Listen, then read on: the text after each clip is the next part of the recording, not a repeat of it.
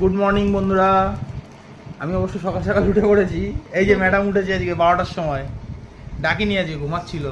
আমি সকালে উঠে দুধ টুধ এনে নিয়ে এসেছি। দেখো আমার মুখের পরিস্থিতি তাও কমে গেছে অনেকটা। এই নিমকি নিয়ে এসেছি, নিমকি ভালো শুকিয়ে গেছে খায়। বলো?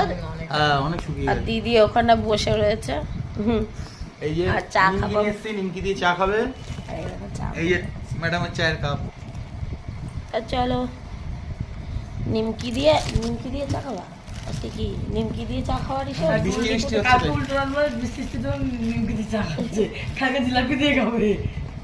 তা চলো, আমাদের এখন সকাল হয়েছে 12টার সময়।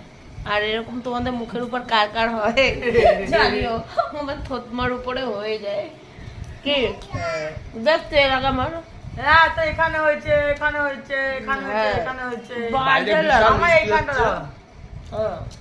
সকাল থেকে আমি ঘুরে আসলাম 9টার দিকে, তারপর দিয়ে বৃষ্টি নেমেছে।